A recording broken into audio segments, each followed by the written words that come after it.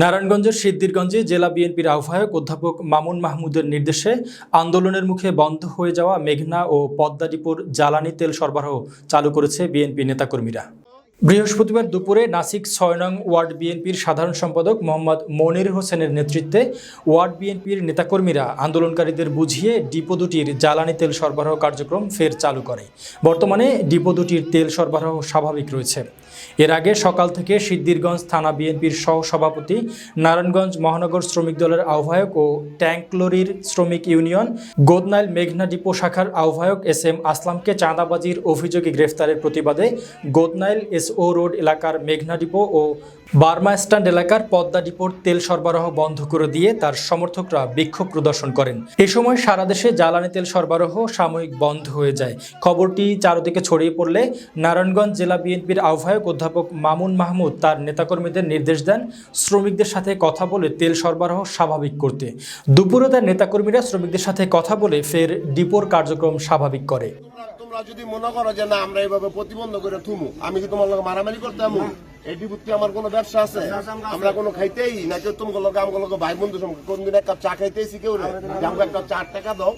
আমার কথা হলো তোমরা যদি না চালাও এটার পরবর্তী যে অ্যাকশন হইব এর জন্য এটার সময় তোমরা কই পারতো না যে না আমরা জানি না। প্রশাসন কিন্তু অলরেডি সকালে কে কে কি নেতৃত্ব দিচ্ছেন এবং কে কি সিদ্ধান্ত নিছেন কিভাবে ডিপো বন্ধ রাখবেন সবকিছু আপনাদের আগে কাছে গেছে। আমার কথা হলো এখন যদি আপনারা মনে করেন যে না আমরা আমরা আমরা কিছুই জানি না, এটা কিন্তু ঠিক না। আমি যে কথাটা কইতে চাইতেছি, আসলাম ভাই গেল আছে আজকে না হোক কালকে না হোক পরশু ফাঁসি হইতো না আর কিছু হইতো না, হ্যাঁ আইবই। এখন হ্যার উপলক্ষে ভিত্তি করে যদি আরেকটা ঘটনা ঘটে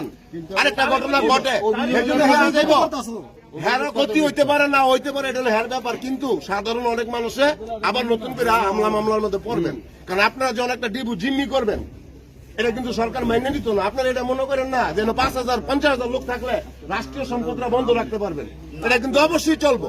এখন এটা যদি চালাইতে যায় সরকার কিন্তু যদি বায় না হয় তাহলে কিন্তু অ্যাকশন অবশ্যই হইব। তখন দেওয়া যাবে ওই যে যারা নেতৃত্ব দিচ্ছেন সকালে বা বিকালে আপনারা মিছিল করেন, মানববন্ধন করেন আন্দোলন করেন, কিন্তু ডিপো জিম্মি করে তো ভাই কিছু হইতো না। কারণ এটা তো আমাকে দেশটা শোনেন সরকারি সম্পদ, আমাকে দেশটা কিন্তু ভাই শোনো আমাকে দেশটা কিন্তু উল্টা হয়েছে। এই দেশটা কিন্তু অনেক আমরা কিন্তু বিএনপিও ক্ষমতা নাই, কথা কলম বুঝতে হইব। আমরা চাই শান্তি, আমরা চাই যাতে দেশে কোনো বিশৃঙ্খলা না ঘটে। একটা বিশৃঙ্খলা আরেকটা বিশৃঙ্খলা ঘটতেছে, দেশটার পর একের পর এক বিশৃঙ্খলা ঘটতেছে। আমার লগে কি তুমি কারোর কোনো শত্রুতা আছে? কথাটা হই কোনোদিন তোমার কাছে কোনো কিছু লেগে আইছি যে উঠছিলে আইছি আমার কাছে প্রশাসন থেকে বলছে যে আপনার স্থানীয় নেতৃবৃন্দ এখানে এই নেতৃবৃন্দ গুলো নেতৃত্ব দিতেছে, ওনার সাথে আলোচনা করে ডিবুটা ক্লিয়ার করে দেন। আর যদি না দেন আমরা কিন্তু ডিবু ঠিকই চালামু, কিন্তু আমরাও কিন্তু কিছু লোকের সাহায্য করবো। আদালতের ব্যাপার, সে বড় নেতা, সে আদালত দিয়েই আসবে। তারে আপনারা ডিবু বন্ধ করে করলে সরকার ছেড়ে দিব এরকম। এখন আইন যদি আইনের গতিতে চলে তাহলে আমার আইনের মধ্যে লড়তে হইব। এমন তো না যে স্বৈরাচার হাসিনা রাখাইছে আমরা একটু প্রতিরোধ করলাম। এটা তো অন্তর্বর্তী সরকার দেশটা চালাইতেছে। এখন এই সরকারের যদি আমরা সহযোগিতা না করি তাহলে ঘুরে ঘুরে কি হইব? এই বিশৃঙ্খলা গুলা কিন্তু এই আমাদের উপরে এবং আমাদের দলের উপরে মানুষ